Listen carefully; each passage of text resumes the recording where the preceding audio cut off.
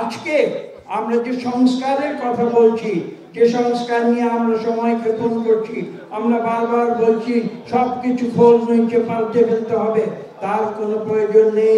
তার উদাহরণ শহীদ প্রেসিডেন্ট জিয়া রহমান আজকে থেকে ৪৫ বছর আগে তিনি নিজে দিয়ে গেছেন।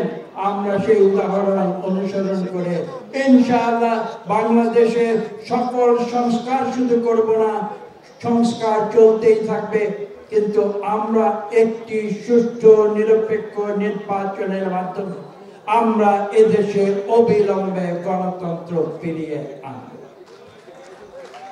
আমাদের মনে রাখতে হবে বিগত বছরগুলিতে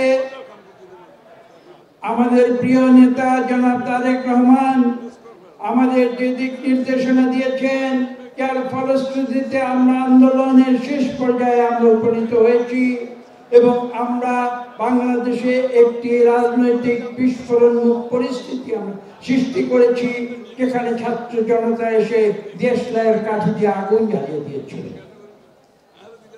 ছাত্র জনতার কাজ ছাত্র জনতা করেছে। রাজনৈতিক দল হিসাবে দেশের বৃহত্তম রাজনৈতিক দল বিএনপি, তারা বাংলাদেশে গণতন্ত্রে ফিরে আনার ক্ষেত্র প্রস্তুত করে দিয়েছে, একথা কেউ অস্বীকার করতে পারে।